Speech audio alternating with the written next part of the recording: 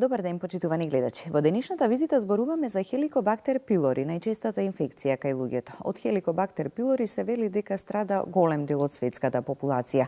Се стекнува уште во детството, но со старењето годините како одат понатаму, таа станува се почеста и позачестена. Доколку не се третира соодветно, доколку навреме не се открие, може да предизвика и сериозни состојби или пак потешкоти кои што се како што се чирот на желудник, па дури и карциномот.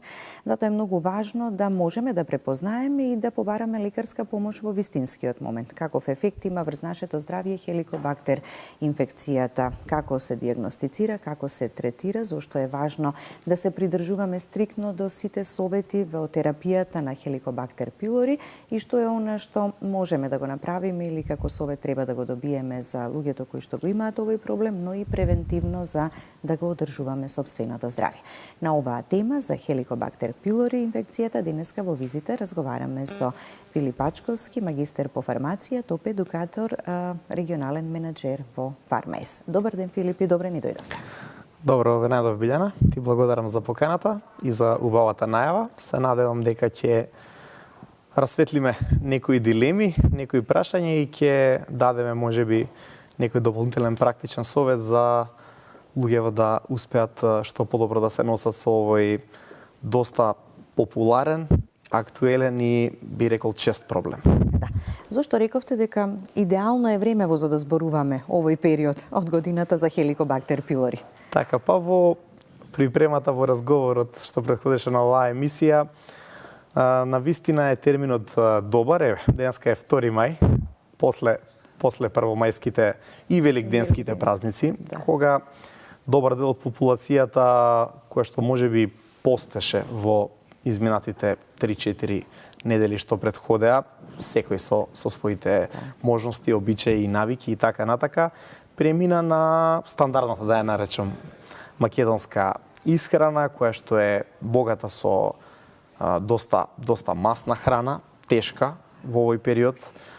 Па сакаме да каснеме и луто, и кисело, и така натака. Се тоа надразливи компоненти кои што на некој начин штетно влијаат врз желудникот, меѓутоа и го активираат присутниот Helicobacter. Да не заборавиме дека и големи количини на алкохолни пијалци сигурно се испија за време на овие трпези, великденски, првомајска скара и така натака, која што е неизбежен декор и традиција. Едноставно, јас велам, немојте да ја прекинувате традицијата, меѓутоа не заборавајте, бидете умерени, не заборавајте каква штета правиме на организмот, бидете свесни дека тоа што го правиме има негативен ефект. Така да ние сме баш во, да речам, центарот на периодот кога се доаѓа до активација на проблемите со предизвикани од Helicobacter. Не е спорно дека најголем дел од нас ја имаат бактеријата во својот желудник и во таа смисла нема тука ништо страшно. Значи, во најголем дел, уште при самото детство, малите деца, кои што често ги ставаат рацете во уста, играат со кал и така натака, зависно од условите и слично, или пак недоволно добро измиен зеленчук и овошје, што е исто така ситуација сега, или во периодов и најмногу и ќе ги конзумираме, се така? Се конзумира и треба да се конзумира. Да.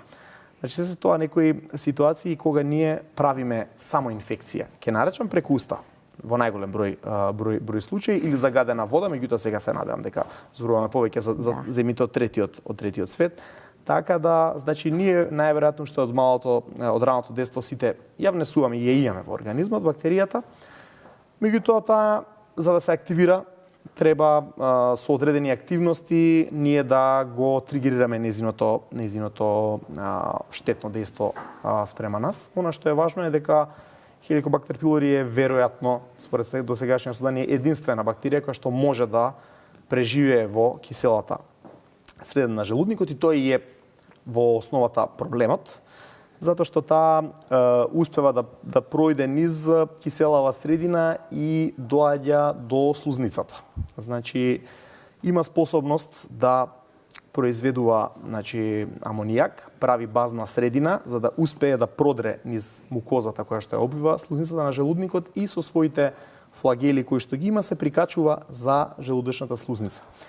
И тоа е моментот кога таа веќе е опасна и проблематична, значи предизвикува лачење на одредени токсини, ја иритира нашава гастрична слузница, предизвикува понатака гастрит, воспаление, значи на слузницата, на желудникот и на 12-паличното црево што следи, нели, после желудникот. И во таа една ситуација, со тоа што создава базна средина, го тера нашиот организам на одбрана, тој дополнително го зголемува лачењето на HCl во желудникот и на тој начин фактички оваа киселина веќе без мукозата доаѓа небрането директно до овој веќе оштетен. Заштитата веќе ја нема на онаква како што треба. Оштетен е слузот и доаѓа директно тука и дополнително ги зголемува проблемите. И во ваква една ситуација луѓето почнуваат да чувствуваат одредени тегоби. Пред се зборуваме за тегоби од тип на киселини, така народски кажано, или диспепсија, како што велиме ние, стомачна болка, обично во средината на желудникот, не можеме да ја дефинираме конкретно од каде е. Често пати, ако концентрацијата е висока, веќе чувствуваме и гадење, па дури и одредено чувство на неприродна ситост, поготово во вечерните часови. Едноставно, овие хемиски реакции предизвикуваат да се полни желудникот со гасови и ние не можеме да јадеме нормално. Почнуваме да јадеме, се чувствуваме преполни, велиме, и не ни се јаде, че губиме желба за јадење, а во основата на тоа многу често е токму хеликобактер. Така да токму заради тоа е една од пораките која што сакаме да пренесеме со оваа емисија во смисла на подигнувањето на разбирањето на проблемот. Дека не се киселините проблем многу често кои што само од себе се случили, или не знам, ние сме претерале сега со кисела храна, или сме јаделе прекасно навечер, што е исто така индуктор за киселини во желудникот. Едноставно има подлога во хеликобактер и во таква ситуација тоа што ние земаме на своја рака антациди, па и инхибитори на протонска пумпа за да го стабилизираме тој проблем, и киселините се објективен проблем, нема да седиме така, непријатно е, не можеме да функционираме, ќе ни смети на сонот навечер. Значи ние не го лечиме проблемот. Проблемот останува, ги лечиме симптомите само моментално. Толку овие симптоми се повторуваат, ќе ги наведеме уште еднаш зашто е важно да се знае. Значи, диспепсија, стомачна болка, надуеност, чувство на ситост и така натака се повторуваат во секојдневно или повремено во период од 2 до 4 недели, иако ние при тоа се храниме нормално, не претеруваме веројатно секој ден со цигари, значи, со алкохол и со така, масна не мора ниту храна. да се претера некогаш со храната или со овие други некои. Така, ако проблемот постои, ако е висока количината на хеликобактер, ние велиме аналитички изнад 1,1 во серолошки тест, ако е концентрацијата на хеликобактер, тоа е веќе ситуација кога бара третман соодветен. Значи во таква една ситуација кој ќе ги видиме овие симптоми, треба да помислиме дека станува збор за хеликобактер и треба да се обратиме на лекар или да направиме тест. Така да. Само се извинувам, споменавте, нели, ја носиме уште од дејството, со текот на годините, со старењето може да стане почеста или пак и станува почеста. Значи ли тоа дека од нас самите зависи како ќе се храниме, какви ќе ни бидат животните навики, за дали ќе го испровоцираме нештото така за да се појави? Апсолутно многу, најголем дел од нас, доколку се хранат умерено, не претеруваат. Не претеруваат во количините на храна кои што се внесуваат. Значи, ние велиме јадете повеќе пати, ама помали оброци. Затоа што индуцирате огромно лачење на HCl кој што треба таа храна да ја обработи, поготово ако е месна протеинска, да речем, исхрана, која што е важна и потребна, меѓутоа повторно да не претеруваме со количините. Втора работа, ако претеруваме со алкохол и со цигари, ако ни се секојдневна, да речам, внесот секојдневна рутина, апсолутно. Се тоа заедно со стрес, кој што е секаде присутен околу нас и кој што велиме не може да го избегнеме, меѓутоа треба да го менаџираме некако, да сме подобро организирани, да ги предвидуваме проблемите кои што може да се појават, да ги решаваме проблемите побрзо веднаш, да не ги оставаме за за немачат подоцна, тие тригер фактори кои што реално зависат од нас, ќе предизвикуваат да се активира бактеријата. Значи, хеликобактера се активира да пораснат тие концентрации и да исполат негативни симптоми. Токму затоа е важно да се открие, да се детектира на време. За да не дојдеме во ситуација да дојдеме до гастрит, не да може чир, кој што ќе предизвика големи проблеми во нашето функционирање, квалитетот на живот ќе го изгубиме. Ние после тоа нема да можеме да се храниме ни случајно како што сме замислиле. Да не зборуваме што до тогаш сме уживали и сме сакале да уживаме, мора да го заборавиме. Или да бидеме многу внимателни со страв дека сега ќе се активира или покасно ќе се активира. Да не зборуваме дека губиме и крв. На тој начин па ќе се јават проблеми и во другиве системи во организмот, не само во желудникот. Така да се тоа фактори кои што велат дека треба да ги препознаваме овие проблеми и да побараме точна детекција, односно точна дијагноза кај лекар со претходно направена соодветна анализа, односно тест. Да не зборуваме за посериозни проблеми од тип на канцер на желудник или лимфоми кои што во голем дел се повторно, како што велат сознанијава, предизвикани токму од хеликобактерот. Така да хеликобактерот не е играчка, не треба да се потцени. Не треба да се потцени, невидлив е, меѓутоа може да биде голем проблем ако ние не го соодветно превенираме. Така и навреме. Веројатно посериозно би го сватиле проблемот со хеликобактер пилори ако постојано потсетуваме дека се вели хеликобактер буквално го јаде желудникот. Така, апсолутно. Значи, тоа е таа ситуација во која што ние треба да побараме лекарска помош и да направиме одредени тестирања. Значи, има неколку типа на тестови кои што се достапни. Зборам сега конкретно во Македонија и кои што се користат. Најефтини, најлесно достапни се серолошкиве тестирања, односно тестирање преку крв, каде што ние ги потврдуваме антителава во однос на кои што нашиот организам ги продуцирал во однос на хеликобактерот, и тоа е, да речам, тест кој што е соодветен за првобитна дијагноза. Соодветен во смисла на тоа дека ќе ни даде концентрација и тоа што го реков, ако е над 1,1, тогаш веќе имаме медицинска индикација за терапија. Меѓутоа ние терапија не правиме доколку нема сериозен проблем, значи доколку нема симптоми, доколку нема асоцирани или претходно постоечки гастрит или чир во желудник, нема потреба од терапија. Терапијата се случува доколку пациентот има историја, значи фамилиарна на чир и гастрит во желудник, на канцер, не дај Боже, на желудник до прво колено, или доколку се тие симптоми големи, непријатни, не може да функционира нормално, во тој случај ќе ординира лекарот соодветна терапија за ерадикација на хеликобактерот. Во однос на тестирањава, има и други опции и варијанти. Тестот во ФЦС е померодавен, попрецизен. Во изметот, тука одредуваме антигениве. И тој обично се користи откако веќе сме правеле терапија. Зашто тука потврдуваме дали сме успеале да го ерадицираме или не хеликобактерот. И тој е најсоодветен за изведување откако ќе помине месец до 2 од антибиотскава и друга терапија која што е дадена за хеликобактер, за да потврдиме дали е успешно лекувањето или не.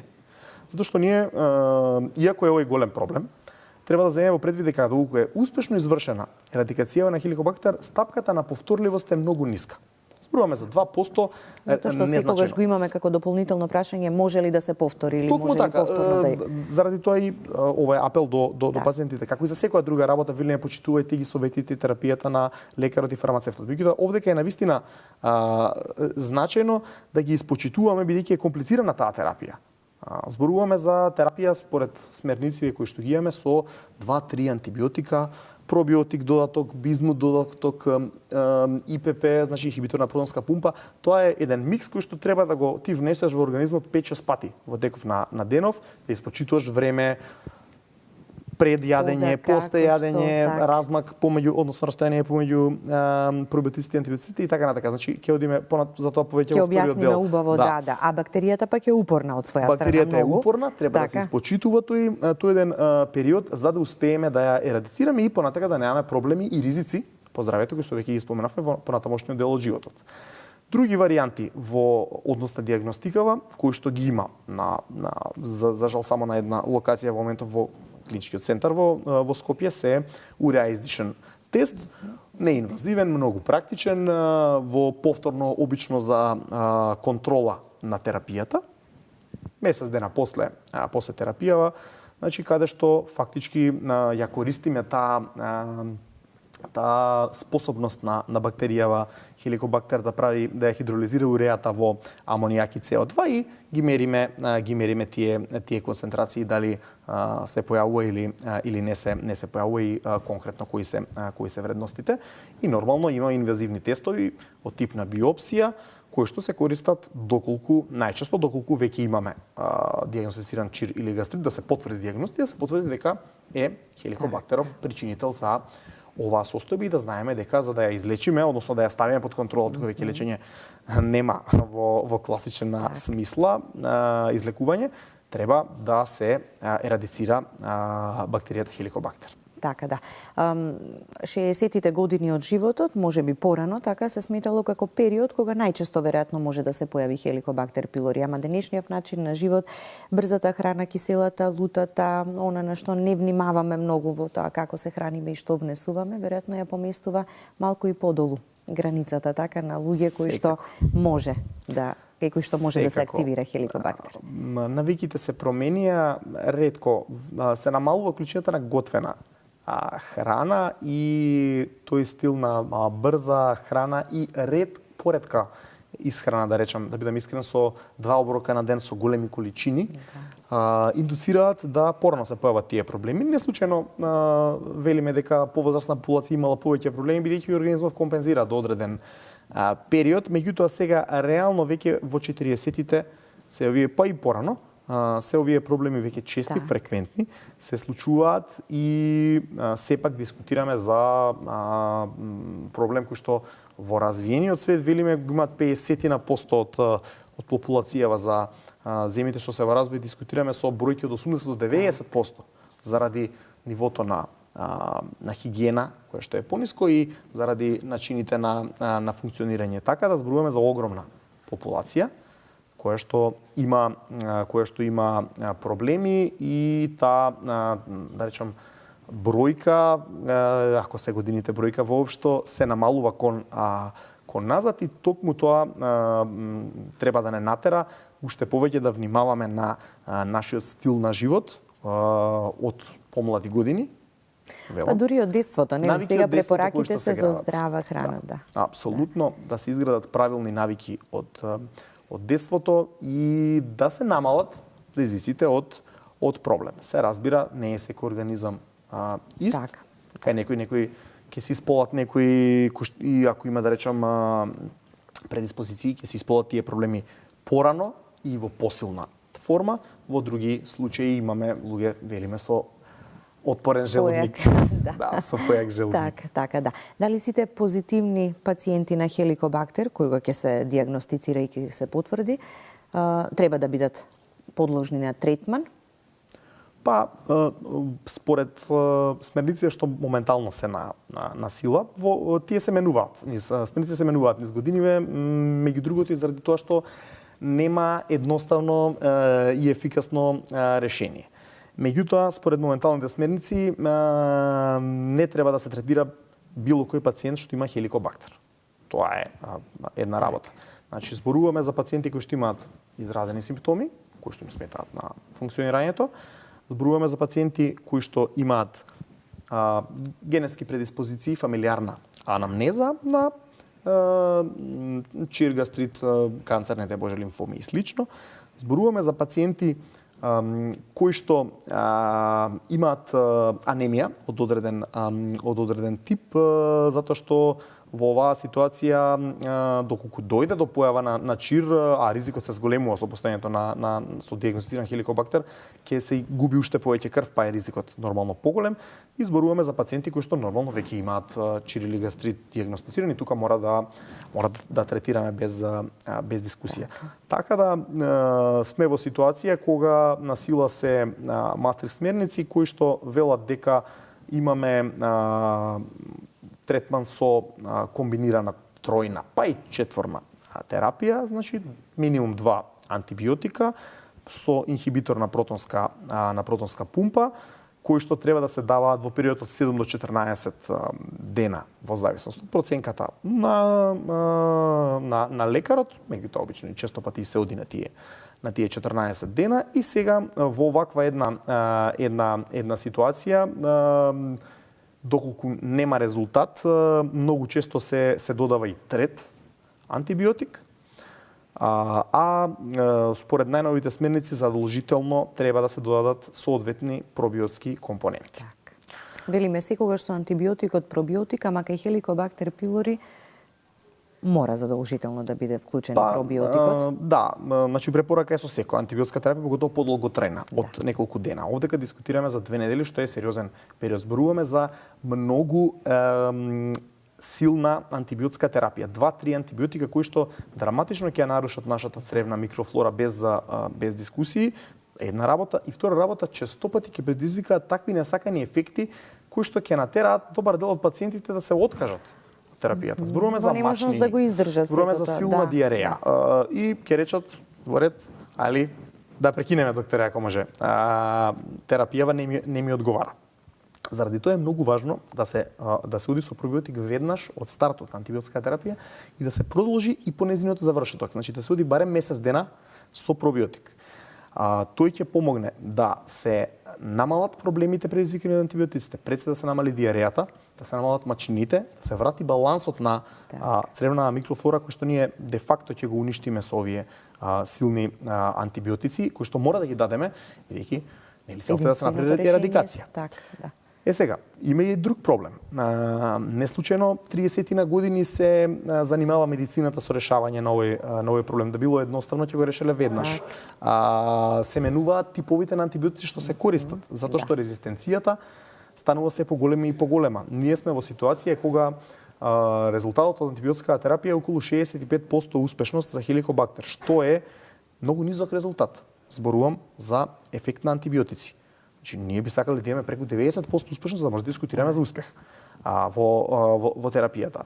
Токму заради тоа се надополнува терапијава и со други компоненти како бизмут и пред се соодветни пробиотски комбинации. Значи, веќе не зборуваме кој било пробиотик.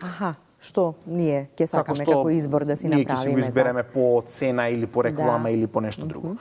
Дискутираме за конкретни пробиотици, затоа што за да можеме оптималниот ефект да го постигнеме, така? Апсолутно. Значи сега има пробиотски соеви, типови, подтипови соодветни на лактобацилус реутери, кои што се оптимизирани за да помогнат и да го зголемат процентот на ефикасност на антибиотската терапија. Што значи тоа поконкретно? Дискутираме за типови кои што имаат соодветна анатомија која што се поврзува со хеликобактерот по принцип на клуч брава. Значи се формираат коагрегати помеѓу соодветниот тип на лактобациус, специјалниот тип ќе го наречам вака поедноставно за емисијава на лактобациус реутери и хеликобактерот. И на тој начин се прават коагрегати кои што понатака преку фецесот ние ги изфрламе од организмот. Значи ние на овој начин механички, многу едноставно, не за било кој да разбере, ја намалуваме концентрацијата на нивото на хеликобактер. Покрај тоа што хемиски ги убиваме со антибиотиците и механички ја намалуваме со помош на овие специјални пробиотици концентрацијата на хеликобактер. И успеала медицината да го зголеми овој процент од 65 на 80 и повеќе 85% ефикасност, што е многу важно за да едноставно не се повтори понатаму, така она што го споменавте. Многу голем број од луѓето што се мачат со оваа бактерија едноставно се во ситуација да пробаат со една. Ќе добиете една терапија со антибиотици. Нема да успее. Ќе направат уште една. Ќе ги сменат антибиотиците. Па уште еднаш. Значи ние го трошиме организмот сериозно предизвикуваме сериозни штетни действия со цел да го излечиме хеликобактерот. Заради тоа се овие нови пристапи во терапијата корисни, ја оптимизираат терапијата, ги намалуваат несаканите ефекти на антибиотиците, а од друга страна на реален физички начин намалуваат. Се борат против она што треба да се борат преку причините. Така, да. Колку време пробиотикот после антибиотикот многу е важно и антибиотикот на одреден период како што е пропишано да го пиеме, меѓутоа разликата од едно до друго. И тоа има свое значење, така како да го многу примаме. Многу е правилно да се третираме. Повторно, значи, апелирам кога ќе добиеме терапија да го испочитуваме.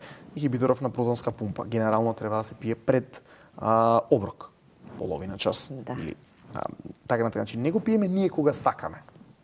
И како сакаме. Антибиотиците се пијат како што е наведено. Ако е наведено да се пијат после оброкот, значи треба да се пијат после оброкот за штетата да биде помала. Спорувам сега отприлика зашто има повеќе антибиотски избори кои што може да ги направат, па ќе биде сугестијата ќе биде соодветна во однос на типот на антибиотикот што се користи. Пробиотикот треба да го пиеме 3 часа отприлика пред или после примената на антибиотикот за да не го уништиме тој кога да стигне на местото на делување. Така да важно е да се почитуваат овие насоки за да во тој некој период кога ние и без тоа ја пиеме таа терапија недела 2 ќе бидеме оптеретени со доста апчиња, народски кажано, и ќе ги испочитуваме тие 4-5 примања и повеќе, можеби 6 во текот на денот, со цел да знаеме дека ќе завршиме со терапија, ќе го ерадицираме успешно и потоа нема да се занимаваме повторно во текот на животот, бидејќи рековме, стапката на реинфекција е ниска. Ако правилно се спроведе и успешно ако се ерадицира, 2% реинфекција е незначајна стапка. Тоа е иста стапка колку нови луѓе кои што се појавуваат заболени секоја година. Сега да, само Филип, кратко, уште 10 минути имаме до крајот. Барем 1-2 гледачи да вклучиме, па нели ќе ги довршиме овие работи за кои зборуваме. Добар ден, доколку веќе имаме гледач на линија, повелете. Добар ден. Добар ден, повелете, ве слушаме. Ја поздравувам водителката и фармацевтот. Ви благодариме. И го поставувам прашањето. Прегледано имам холоноскопија и на желудец и на црева, ама имам голем затвор. Дали може фармацевтот да ми каже нешто за тоа? Добро, во ред, ви благодариме. Добро, Кај повозрастните луѓе е често овој проблем, така? Препорака. Отидовме на друга тема, но повторно сме тука во стомачниот тракт, ако ништо повеќе во гастроинтестиналниот тракт. Честа е појавата, апсолутно, поготово кај повозрастна популација, без дискусија, врзано е со прецесно намалување на метаболизмот, што е вообичаено, а понекогаш многу често со намалување на движењето кое што ние го правиме во текот на еден ден. Поготово ако сме во лежачка позиција, тоа е практично тешко да се спречи. Сега секако дека можеме да влијаеме со одредено наше однесување, се разбира ако има сериозен проблем, има и соодветни лаксативи, лекови за третман на тоа. Меѓутоа се држиме на некои препораки кои што би ни помогнале да немаме проблем со запек или обстипација. Генерално важно е да имаме внесна вода. Значи, запекот во суштина се случува заради тоа што храната во текот на своето движење низ цревата ја губи водата постојано, таа се абсорбира и на крај доаѓаме во ситуација кога имаме сува една материја која што не можеме да ја изфрлиме, да се изразам вака поотворено од организмот. Заради тоа е важно да имаме внес барем 2 литра до 3, ако можеме, зависно од капацитетите, тежината, висината кој што има човекот машко, женско и така натака. Значи големи количини вода треба да се внесуваат кои што ќе помогнат столицава да се стабилизира. Втора работа, исхраната треба да биде соодветна во смисла на прием на соодветни растителни влакна. Овоше, зеленчук 300-400 грама во ден, различно сезонско по можност свежо овоше. Не зборуваме ние за варени сега овоше, па кој ќе уништиме и зеленчуци кој ќе уништиме вредноста на храната. Интегрални житарици кои што ќе ни помогне да се стабилизира нашето варење. Внесна пробиотици подолг период. Значи нема никаква штета да се користат месец дена и повеќе соодветни пробиоци да ја стабилизираат микрофлората. Често пати заради несоодветна микрофлора ние доаѓаме во ситуација да имаме запек. И да не заборавиме дека треба да се движиме. Значи, лесно движење секој може да го направи, зборувам сега за човек кој што е во подвижна состојба. Значи 30 на минути на ден ќе помогнат тој метаболизам да се активира и пробиотиците ќе активираат метаболизмот, меѓутоа и движењето ќе го направи тоа. Тоа се некои основни, да речам, совети. Нормално има терапија. Ако сето ова не помага или не може, ако не помага, имаме соодветна терапија, почнувајќи од осмотски лаксативи од тип на лактулоза и така натака, преку природни некои чаеви и слично што се користат, што делуваат по хемиски пат, сена и слично, па се до производи кои што фармацевски ќе се внесат наменски за да дојде до да речам прочистување на организмот. Да, состојба не смееме да ја оставаме долго да трае, така? Апсолутно, тоа е ризик. Ние имаме токсини кои остануваат во нашиот организам, штетно действуваат, да не заборавиме дека толку повеќе би било идеално ако секој ден, да речам, одиме, меѓутоа некои луѓе и 2 пати. Тоа е коректно. Да, зависи метаболизмот, нели како. И поредко на 2 дена и слично. Тоа е све до метаболизмот. Меѓутоа ако е повеќе од 3 дена, ние треба да се загрижиме и да побараме одредено решение. Прво да промениме стил на исхрана и внес на води и движење, а второ да побараме терапија. Така да. Споменавме нели терапијата каква е, како да го постигнеме оптималниот ефект на терапијата за да не дозволиме повторно да се појави хеликобактер 1 месец по завршувањето со антибиотиците, да продолжиме со пробиотици задолжително, така и пробиотици не само кога е навистина потребно, туку едноставно така можеме да ги користиме, така да, може да ги користиме во подолг период неколку месеци и превентивно. Да, дури во насока на токму на метаболизам ќе ни помогнат да дојдеме и до посакувана фигура, можеби и така натака, ќе се чувствуваме едноставно подобро. Важно е кога ќе завршиме со терапијата и кога ќе помине тој месец дена да ја направиме контролата. Често пати луѓето знаат да не направат контрола, немаат проблеми и се зошто би правеле контрола. Не, во случајот со хеликобактер треба да потврдиме дека ерадикацијата е завршена. За да бидеме мирни и за да знае и лекарот дека соодветно е истретиран проблемот. Заради тоа, после тоа, треба да се направи или тест до фецес или уреа издишен тест. Така. Препораките и советите до оние кои веќе го имаат проблемот со хеликобактер, може би го завршиле сето тоа, па треба повторно да внимаваат, но и за сите оние кои што треба превентивно да делуваат. Така. Апсолутно. Бидејќи мислам дека доволно му дадовме значење на проблемот, за луѓето да бидат свесни дека тој е значаен. Прва и најважна работа е одржување на високо ниво на хигиена. Пред се мислам на хигиена на раце во случајов и градење на тие навики уште од мали нозе, значи правилно миење на раце соодветно, комплетно миење со се ногти како што ги учиме малечките деца. Затоа што ние се самоинфицираме и тоа не треба да се заборава. Не треба да дискутирам дека треба да внимаваме каква вода конзумираме и од кои извори, поготово кога не сме во дома. Тоа е разбирливо, значи, од отворени извори, непроверени и така натака. Не би препорачувал, бидејќи ризикот постои не само за хеликобактери, за други стомачни и други поопасни проблеми. Кога правиме план за исхрана, не треба да го преоптоваруваме својот желудник со големи, обилни, ретки оброци. Треба се потрудиме да направиме повеќе 5 по можност, 6 помали количини оброци, на тој начин ќе го заштедиме и нема да предизвикаме непотребно преголема производство на HCl. Треба да имаме разновидна исхрана, да не забораваме да ги користиме благодетите на тоа што сме во поднебје кај што има производство на различни типови на зеленчуки, овошево изобилство, поготово во овој период, кој што следи, меѓутоа при тоа добро измивање на желудникот и на зеленчукот и на овошјето. Во разговорот пред емисијата неслучајно Билјана напомена дека ова е болести на луѓето кои што се исхрануваат во рестораните. Така, да. Значи, го слушаме меѓу себе често, така, бидејќи многу луѓе си го кажале своето искуство со хеликобактер.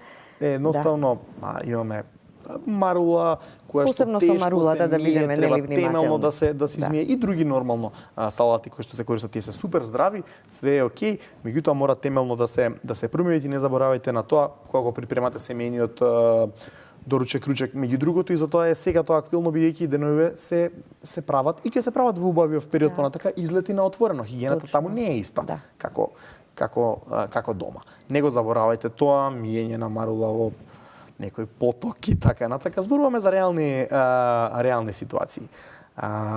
Точно. Ситуации кои не ни изгледаат важни и битни во изгледаат моментот, а колку се пак значени од друга може да страна. бидат тригер. Да. Не треба да забораваме, иако можеби е веќе клише, дека претерана конзумација на алкохол и цигари доведува до бројни здравствени проблеми, меѓу другите и до екзацербација на ситуацијата со хеликобактерот и лутата и киселата храна, така која што многумина ја обожаваат. Апсолутно не е непотребна на организмот. Таа теорија дека ние сега ќе го разбудиме организмот па ќе за подобро варење и така натака, тоа не држи и нема смисла. Меѓутоа, ако некој милува во ред, може да понекогаш да јаде. Ако е тоа навика, ризикот е поголем.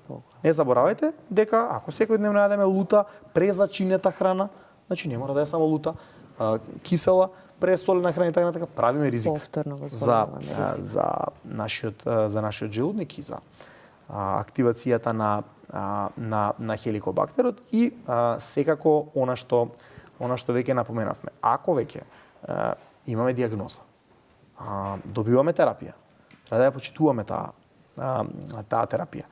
Ако имаме проблеми во поднесување на терапијата, не треба да забравяме дека пробиотиците ќе ни помогнат да тие се намала, да се стабилизира, за да ги издржиме тие 7-10 дена или 14 дена. Да. Мислам дека сите оние главни и основни препораки и совети ги упативме и секогаш оставаме простор нели за некои други проблеми кои што треба да допрат до секого од нас. Апсолутно. Да, ви благодарам за гостувањето. Благодарам, Билјана, ми беше драго. Почитувани гледачи, останете и понатаму со програмата на Канал 5 телевизија.